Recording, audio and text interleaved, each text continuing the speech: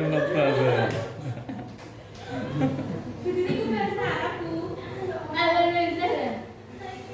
Langsung saja nggih, saniki absensi dulu.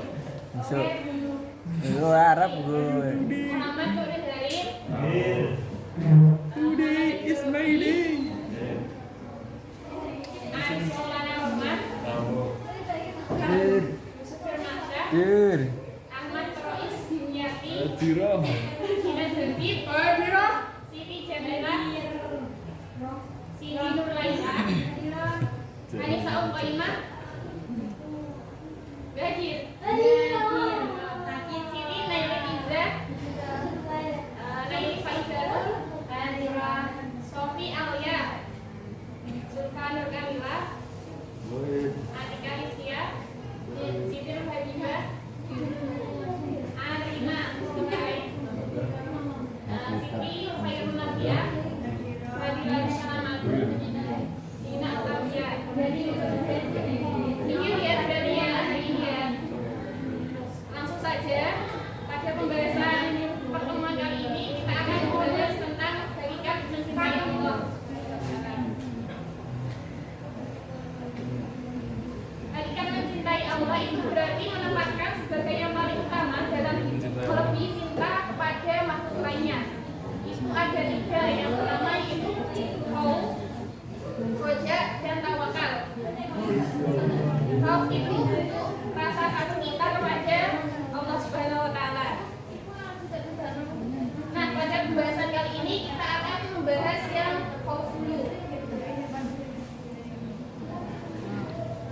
Kemudian bentuk cinta kepada Allah itu bisa dilakukan dengan tiga hal, yaitu yang pertama dengan menaati perintah dan menjauhi larangannya. Yang kedua, memperbanyak ibadah seperti sholat, puasa, membaca Al-Quran dan lain-lain. Kemudian yang ketiga itu menjadikan Allah sebagai tempat bergantung dan berharap. Jadi segala sesuatu kita itu berserah kepada Gusti Allah. Salawat, tabarakallah. Kemudian Yadullah. pembahasan yang kita bahas ini yaitu khauf. Berasal dari kata al-khawfu yang artinya itu ketakutan atau kekhawatiran. Yang mana diartikan dalam syariat Islam yaitu rasa takut kepada Allah yang mendorong seseorang untuk menjauhi larangannya dan melaksanakan perintahnya. Rasa takut ini bersifat positif, mencerminkan dorongan dan kesadaran akan tanggung jawab di akhirat. Kemudian hadis yang menjelaskan tentang khauf itu bentuk takut kepada Allah, yaitu ada al-khawfu minallah bil iman, yang artinya takut kepada Allah adalah bagian dari iman. Bisa dibaca Mbak Jalil yang saya katakan tadi, Yang saya rasakan iya, al-khawfu minallah min iman. min iman. Ya, takut kepada Allah adalah bagian dari iman. Insyaallah, Nah, ini insyaallah. tidak disebutkan langsung dari hadis, tapi ini merupakan kesimpulan dari beberapa hadis yang mana menyebutkan bahwa takut itu sebagian dari iman. Kemudian hadis yang kedua yaitu ainanila tamasuman annaru ainu bakat min khasyarillah wa ainu bakat tahru fi sabilillah, yang mana artinya yaitu dua mata yang tidak akan disentuh oleh api neraka, yaitu mata yang menangis karena takut kepada Allah, dan yang kedua mata yang berjaga di jalan Allah. Hadis riwayat Tirmidzi. Boleh dibaca Mbak Anisaul hadis yang kedua ini?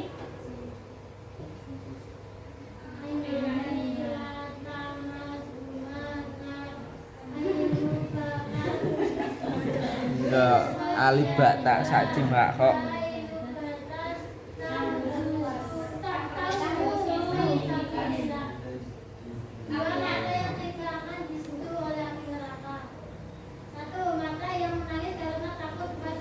Insyaallah.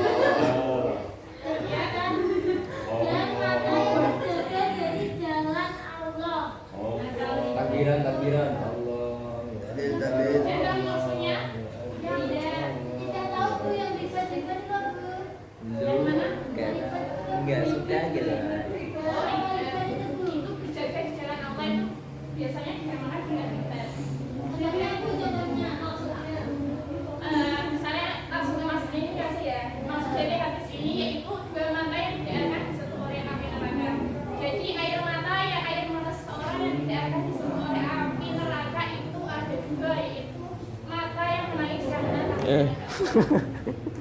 Mata yang menangis karena takut pada Allah ini seseorang yang menangis karena misal takut akan azab dari Allah, takut berbuat dosa pada Allah.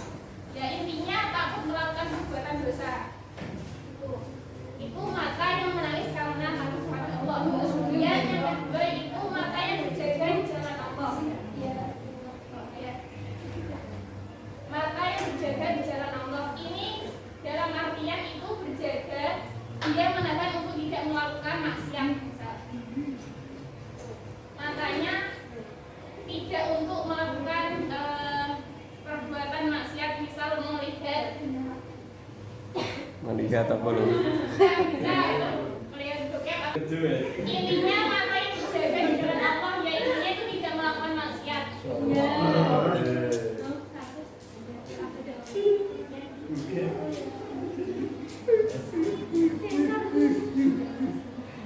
dari Al-Qur'annya itu Bismillahirrahmanirrahim. Innama dzalikum asyhadu wa awliya fala takhawfuhum wa khawfuni in kuntum mu'minin. Yang artinya sesungguhnya mereka hanyalah setan yang menakut-nakuti kamu dengan teman-teman setia. Oleh karena itu jangan takut kepada mereka, tetapi takutlah kepadaku jika kamu orang-orang mukmin. Quran surat Al-Imran ayat 175.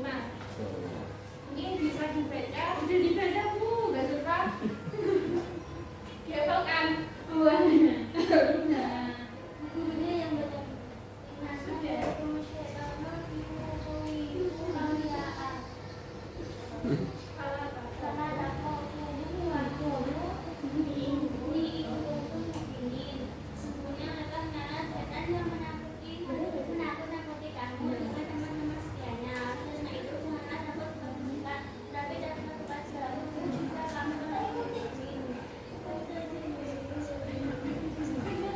Kak Halim bisa dibaca?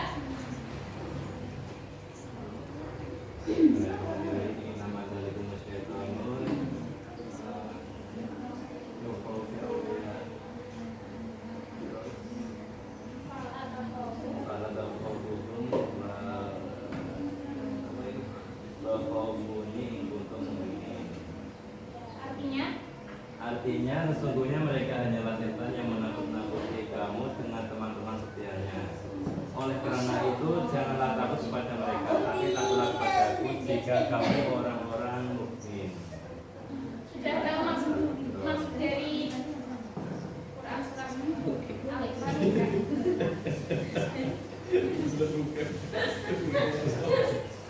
Sudah tahu? Artinya mungkin mereka hanyalah nakut-nakuti kamu dengan teman-teman setianya. Jangan takut pada setan. Gimana?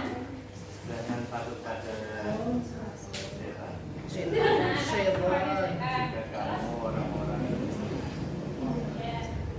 Mungkin dari yang lain yang sudah tahu maksud arti ini, kalau dari Kak Halim tadi jangan takut pada setan karena kamu orang-orang mukmin. Terus mungkin dari yang lain maksud dari Quran surat Al-Imran ayat 175 ini. Gimana Mbak Jamil? Dari guru aja. Oh, dari Mbak. Artinya kan sesungguhnya mereka hanyalah setan yang menakut-nakuti kamu dengan teman-teman setianya. Oleh karena itu jangan takut kepada mereka, tetapi takutlah kepadaku jika kamu orang-orang mukmin. Jadi maksud dari Quran surat Al-Imran ayat 175 ini, janganlah takut kepada setan. Benar yang kata Sang Mas tadi, takutlah karena kamu orang mukmin. Jadi sebenarnya itu setan itu takut kepada kita kalau kita itu termasuk orang-orang yang mukmin, orang yang misal meninggalkan maksiat, melakukan perintahnya.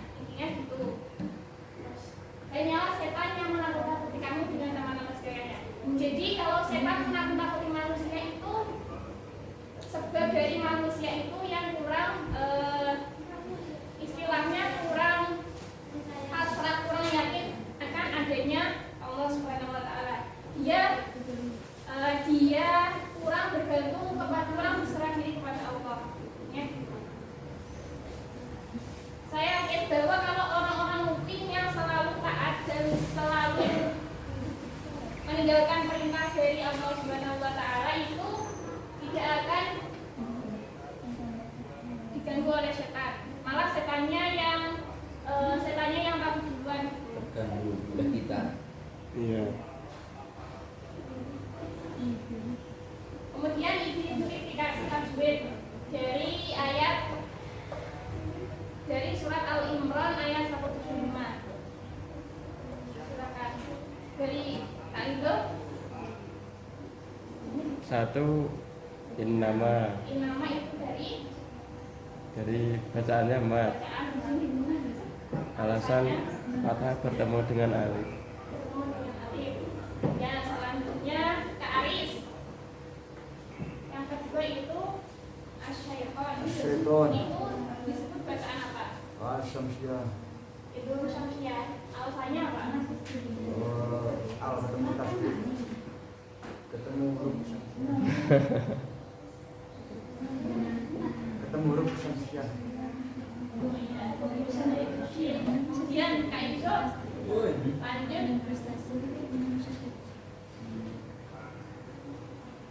Apa? Ketemu. Oh iya. Auda. Ya. A. Itu disebut bacaan apa? Mat alif disukun karena berhenti di akhir kata dan ada alif sebelum akhir.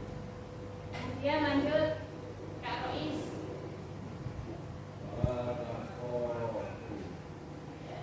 Nakobi alasannya? Nakobi-nya berapa?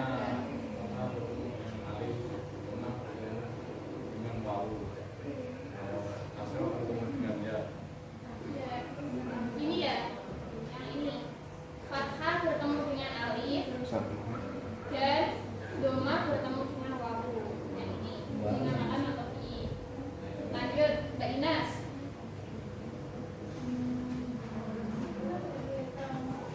Fala takofu fala takofu wa kofuli. Ya, ini Idhar Syafawi. Karena hurufnya bertemu dengan bertemu dengan ya. Idhar Syafawi. Lanjut Mbak Jamil.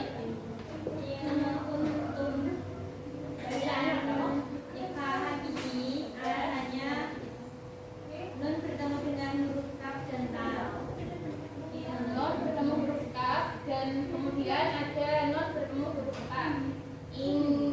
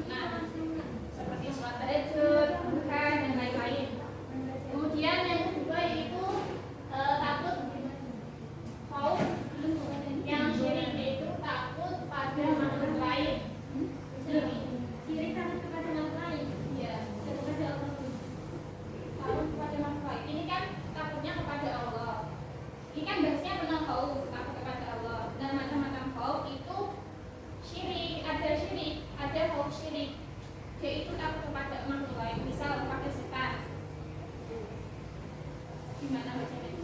Masih muter-muter? Iya. Ya. Panas yang muter-muter. Khauf kan tadi pengertiannya takut kepada Allah kan? Nah, takut kepada Allah itu ada macam-macam. Oh iya, benar. Syirik itu takut kepada makhluk lain. Makhluk lainnya itu seperti jin, setan, dan lain-lain. Kemudian yang ketiga itu macam khauf yang maksiat. Ini melakukan maksiat. Dia itu takut melakukan maksiat. Intinya seperti meminum minuman keras atau berjudi dan lain-lain. Kemudian maksiat, ini fenomena alam.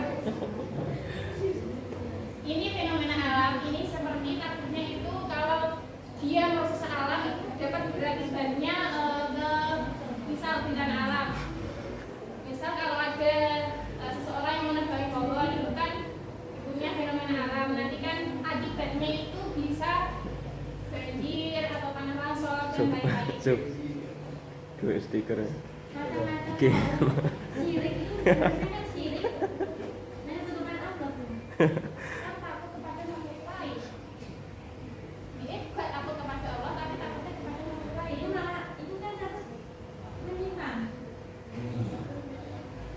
Oke.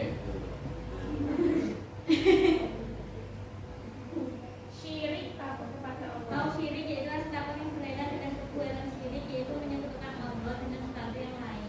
Ya, takutnya itu kepada makhluk lain, gak kepada Allah Mbak. Kepada Allah yang selanjutnya itu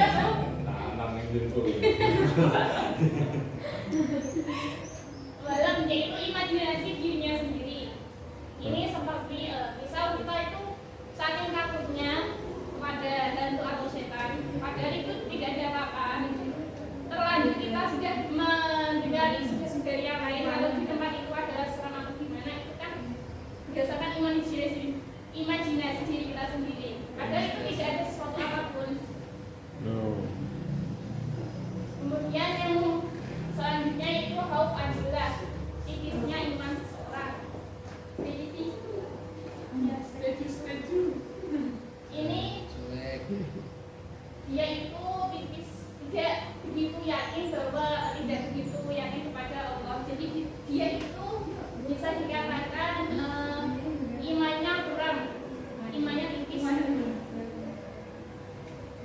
Kemudian yang selanjutnya itu khauf awsat, sifat ma'rifat atau takut jika dirinya tidak selamat di hadapan Allah. Ini bisa dikatakan seperti yang itu melakukan maksiat. Dia itu melakukan maksiat, tetapi dia juga mengerti kalau itu maksiat dan dia itu tahu bahwa dia itu akan mendapat dosa dari Allah. Jadi takut jika dirinya tidak selamat di hadapan Allah. Jadi dia itu sudah memikirkan kalau besok di akhirat saya tidak selamat, gimana ya? Minta tolong, iya. Kemudian itu Enang. yang terakhir khauf ama. Ama ini azab Allah. Azab Allah bisa berupa bencana alam atau mati dalam keadaan tidak husnul khotimah dan yang lain-lain.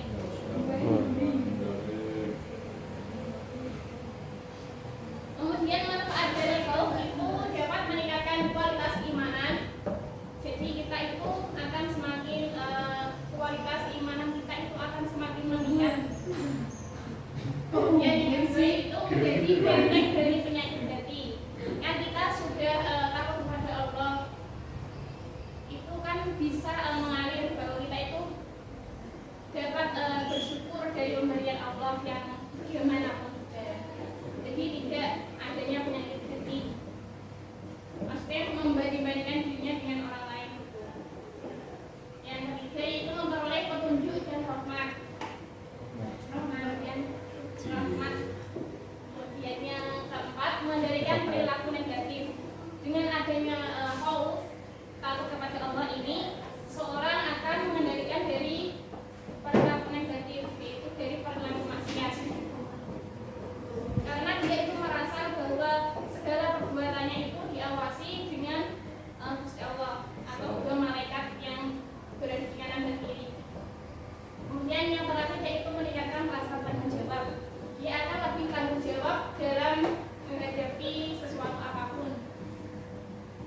dia yakin di sisinya, bahkan di dalam sesuatu perlakuan apapun itu diawasi oleh Allah Subhanahu wa Ta'ala.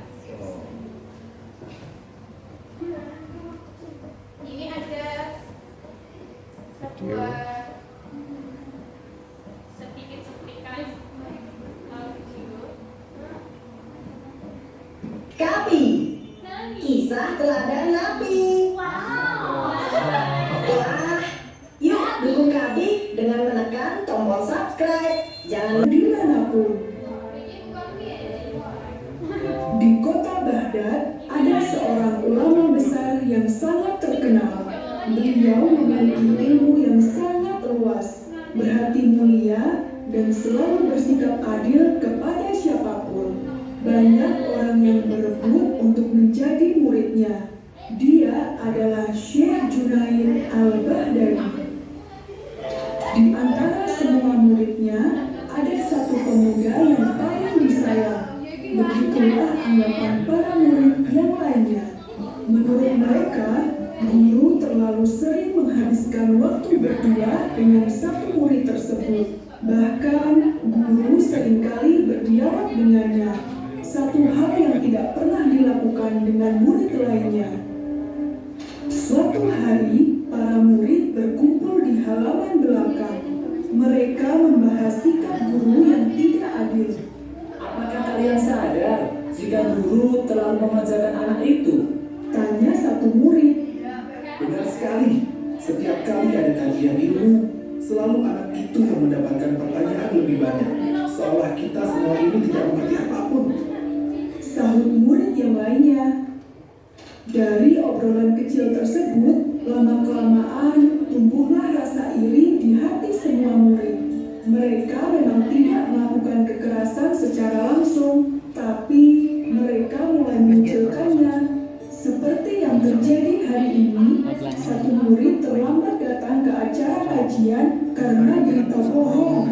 Murid-murid lainnya sengaja menyampaikan berita bohong bahwa jadwal kajiannya diundur. Maaf guru, saya terlambat karena salah mengingat jadwal. Kata si murid. Guru memandang muridnya itu dengan saksama. Beliau berpikir tidak mungkin murid yang begitu cemerlang bisa salah mengingat jadwal. Pasti ada sesuatu yang terjadi. Guru menghela nafas dan mempersilakan muridnya untuk duduk.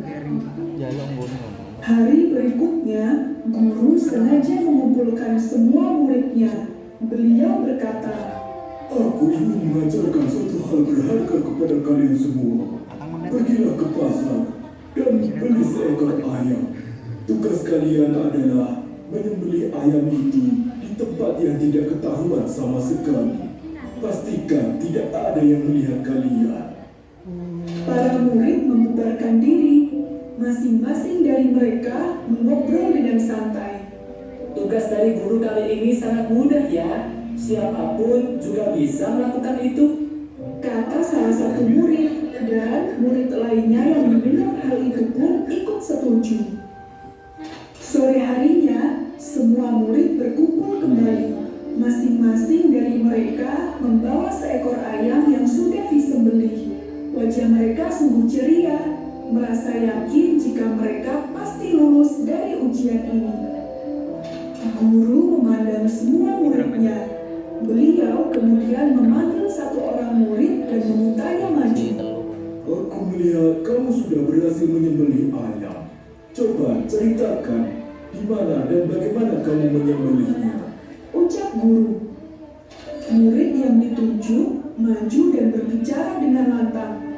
Saya membeli ayam ini di pasar, kemudian saya pulang, mengunci pintu rumah, dan saya menuju ke kamar. Pintu kamar juga saya kunci, kemudian saya menutup semua tirai. Setelah memastikan tidak ada orang, saya menyembelih ayam ini. Guru menganggukkan kepala, kemudian meminta murid berikutnya untuk maju. Murid itu berkata, Saya pergi ke sebuah gua yang jauh di tengah hutan dan menyembelih ayam di sana. Saya pastikan tidak ada yang melihat. Kemudian, murid ketiga melaporkan kegiatan bertanya, Saya pergi ke puncak bukit sendirian dan saya menyembelih ayam di sana. Bukit itu sangat jauh dan bahkan tidak pernah dijamah manusia. Jadi saya sangat yakin tidak ada siapapun yang melihat. Guru berkata, Baiklah, kalian sudah melaksanakan perintahku. Sekarang majulah engkau. Aku lihat ayahmu masih hidup. Apakah kamu kesulitan menjalankan perintah yang begitu mudah? Bahkan semua murid yang lain berhasil melaksanakannya dengan mudah. si murid maju dengan gugup. Ayam di pelukannya masih hidup dan berkokok dengan gaduh. Suaranya terbata-bata ketika dia bicara. Maaf guru, saya gagal melaksanakan perintah guru. Saya tidak bisa mencari tempat yang tidak terlihat oleh siapapun. Ketika saya masuk kamar, Allah melihatku. Ketika aku pindah ke hutan yang jauh, Allah melihatku. Bahkan ketika aku masuk ke gua, masuk ke lemari atau semua tempat lainnya, Allah tetap melihatku. Guru tersenyum puas mendengar jawaban muridnya ini. Kemudian beliau berkata, Wahai murid-muridku, apakah sekarang kalian paham? Pastikan kalian selalu bertindak sesuai kebenaran. Iri adalah penyakit hati yang harus kalian buang jauh-jauh. Mulai sekarang, belajarlah dengan tekun. guru sungguh bijaksana. Dengan satu perintah darinya itu, beliau berhasil menyadarkan muridnya bahwa apa yang kita sangka belum tentu benar. Dan ketika kita merasa lebih tinggi, selalu ada orang yang lebih tinggi lagi. Dan tidak ada di dunia ini yang luput dari pengawasan Allah Subhanahu wa Ta'ala. Kabi punya banyak sekali aktivitas. Mendengarkan kisah 25 nabi dan para sahabat lewat. Lanjut. Ada yang tahu pelajaran apa yang diambil dari video tadi? Harus bertindak sesuai dengan Kebenaran tidak akan Terus lagi. coklat. Ada yang tahu lagi? Nah, Apa? Allah itu selalu mengawasi kita Insyaallah, insyaallah. dan tahu apa yang kita lakukan. Iya. Ada yang lain lagi? Kita tidak boleh iri sama orang lain. Iya, tidak boleh sama orang lain. Ada lagi? Ya intinya dari video tadi kita dapat belajar tidak boleh iri dari orang lain. Terus kemudian dimanapun kita berada itu pasti dalam pengawasan Allah Subhanahu Wa Taala. Insyaallah. Ini seperti yang dikatakan tadi kan itu ada seorang ada 3 murid yang mendapat tugas dari gurunya. Yang pertama itu tugasnya itu disuruh menyembelih ayam dimanapun yang tidak sampai terlihat oleh siapapun. Terus dari murid yang pertama tadi sampai di dalam kamar masuk lemari itu. Yang kedua itu sampai ke hutan dimanapun itu tidak ada yang mana tidak ada seorang pun yang melihat. Terus yang ketiga itu ayamnya tidak disembelih dikarenakan dimanapun dia pergi dan sekalipun di tempat orang yang sepi dari pemukiman orang itu masih ada yang melihat, yaitu Allah Subhanahu Wa Taala. Jadi kesimpulannya itu mencintai Allah Subhanahu Wa Taala mencerminkan keimanan tertinggi melalui ketaatan atau menjauhi larangannya. Khauf dalam artian takut membuat muslim berhati-hati dalam berbuat dosa.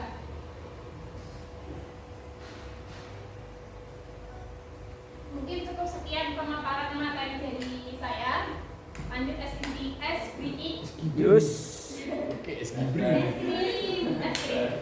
Ya, berdiri semua ya. Langsung ini, kita pakai berdiri dulu.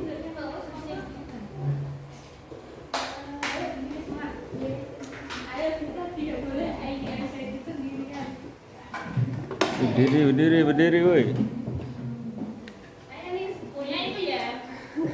Tepuk kalau saya bilang tepuk, itu nggak usah tepuk. Kalau bilang tepuk tangan, juga tepuk. Tepuk tangan, kan misal tepuk satu, berarti misalkan nggak ada tepuk tangannya, nggak ada kata-kata tangannya. Kalau tepuk tangan satu, Tepuk tangan satu. Iya, tepuk tangan satu ya. satu kali maksudnya. Jari, itu jari. Ya, tentunya kalau ada tangannya baru tepuk. Tapi kalau nggak ada kata-kata tangan, nggak usah tepuk. Kalau nggak ada tangannya, Tepuk. kalau nggak ada tangannya Bu.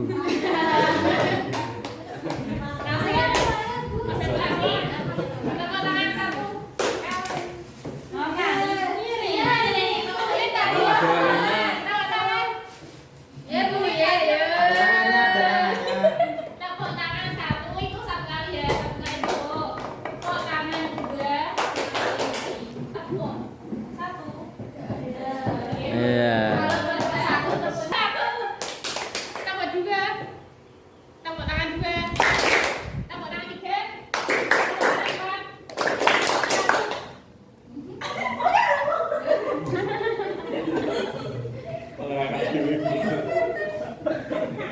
Tambah juga. Tambah tangan juga. Tambah tiga. Tambah tangan empat.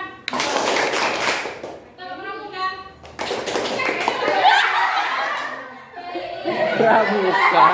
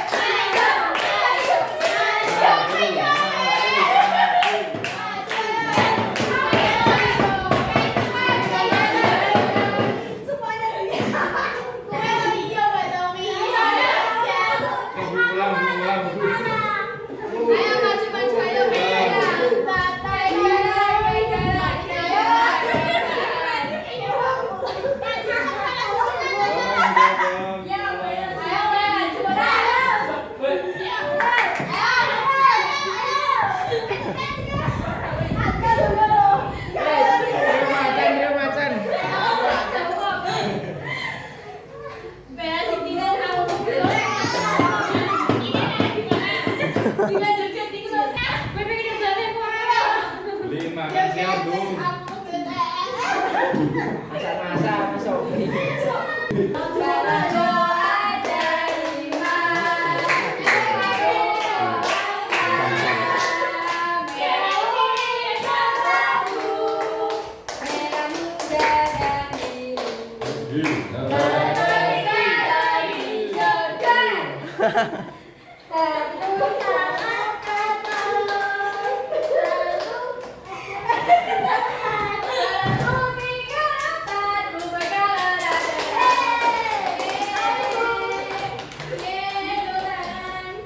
Jadi terima kasih atas partisipasinya kalian semua. Yuk.